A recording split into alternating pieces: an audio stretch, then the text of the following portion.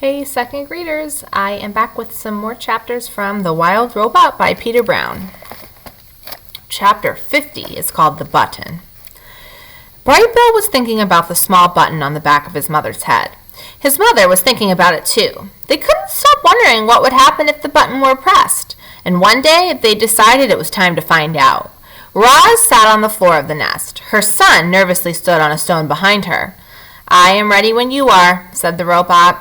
"Okay," said the gosling. "Here we go." Bright Bill took a deep breath. Click!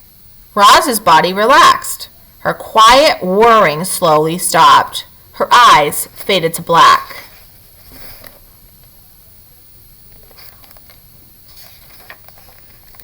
"Mama, can you hear me?"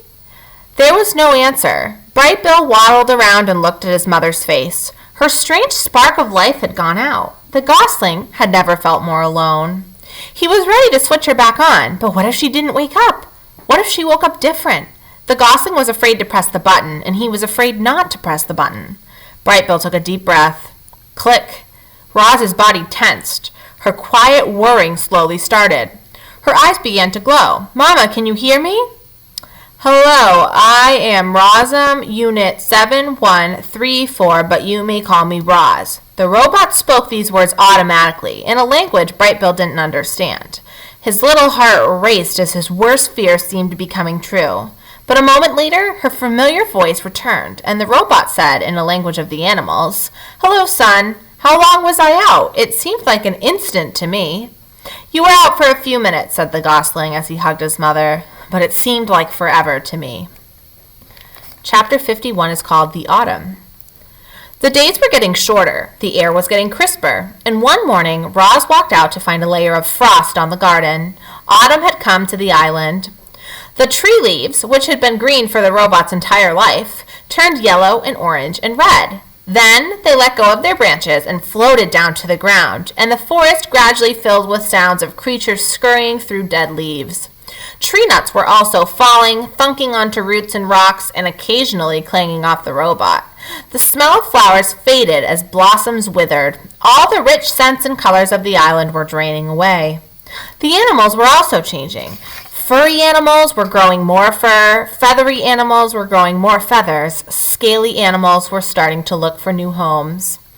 "Yerp, it's cooling off," croaked one frog to another. "Before long it'll be time for sleeping." "Yerp, I'd better start looking for a good hole," croaked the second frog. "Have you found one yet?" "Nah," croaked the first frog. "I'll look for a hole next week. For now, I'm going to enjoy the warm sunlight while it lasts." Yerp. Many of the island animals were already thinking about their winter hibernation. Frogs, bees, snakes, and even bears would soon disappear and spend the next few months resting out of sight. And then there were the birds. Some birds, like owls and woodpeckers, would spend the winter nesting and eating the island's few remaining edibles. But the migratory birds were preparing for a long journey south to their warm wintering grounds. And among the birds destined to leave were the geese. Chapter 52 is called The Flock. Bright Bill slowly waddled into the nest. He had a confused look on his face. "Mama, the other goslings said we have to leave the island soon, and we won't return for months and months. Is that true?" "That is true," said Roz. "You know that geese migrate south for the winter." "Will you migrate with us?" said Bright Bill. "I cannot fly or swim, so I will spend the winter here on the island." "Can I stay with you?" "I do not think that is a good idea. I think you should migrate with the flock." "How long will the migration take?" said Bright Bill. "Where will we fly? When will we come home?" "I do not know," said Roz. "Let's go ask the others." And so the robot and the gosling walked around the pond to where Loudwing and her friends were chatting. "Hello, everyone," said Roz. "Bright Bill has some questions about the flock's upcoming winter migration." "And we'd be happy to answer them," said Loudwing. "What would you like to know, little one?" "How long will the migration take?" said Bright Bill. "Where will we fly? When will we come home?" "It'll take us a couple of weeks to fly south," said Loudwing, "depending on the weather." "We'll join the other flocks at a beautiful lake in the middle of a great sprawling field," said another goose. "And we'll come back to the island after about 4 or 5 months," said someone else, "depending on the weather." As they walked back to the nest, Bright Bill said to his mother, "Lately, I've been feeling this strong urge to fly, not just around the pond or the island, but to go on a long flight, a journey." "Those are your instincts," said the robot. "All animals have instincts. They help you survive." "Do you have instincts?" said the gosling. "I do have instincts. They also help me survive." "My instincts are definitely telling me to fly south for the winter," said Bright Bill. "I just wish you could join us. I'm going to worry about you while I'm away." "Don't worry, I will be fine," said Roz. "How bad could winter be?" Chapter 53 is called The Migration. It was the night before the migration, and Bright Bill was sleeping fitfully. Roz watched him toss and turn until he finally crawled up into her arms, and she rocked him into sleep just like the old days. Early the next morning, Bright Bill waddled outside and looked at the pond. The water was perfectly still. A few lazy clouds drifted above. Geese were already gathered by the beach, and the tiny claws scampered down from the treetops.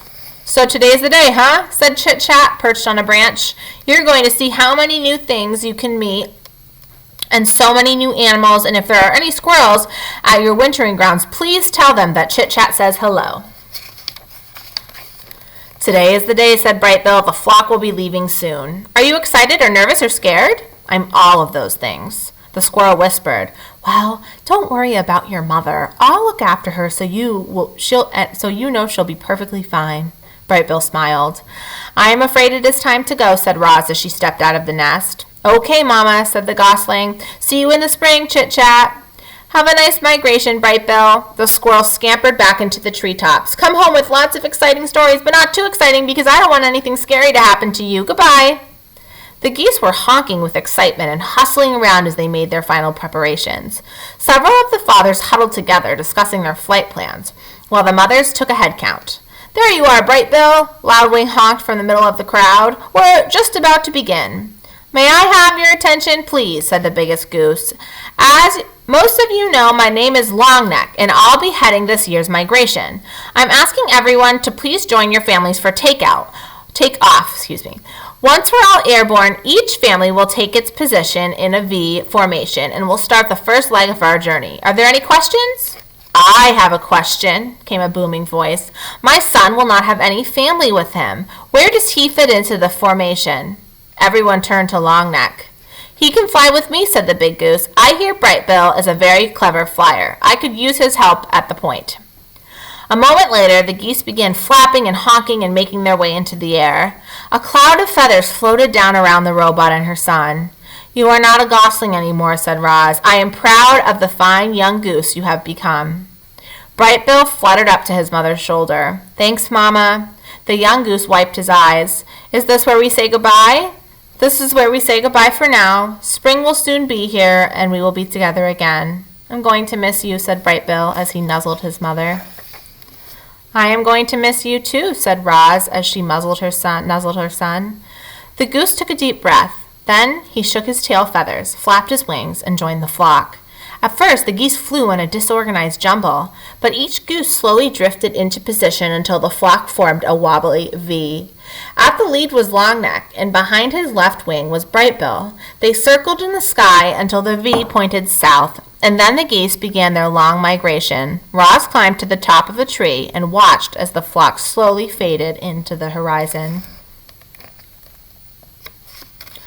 All right, my friends, we are going to stop there, and we will be back soon with more chapters from The Wild Robot.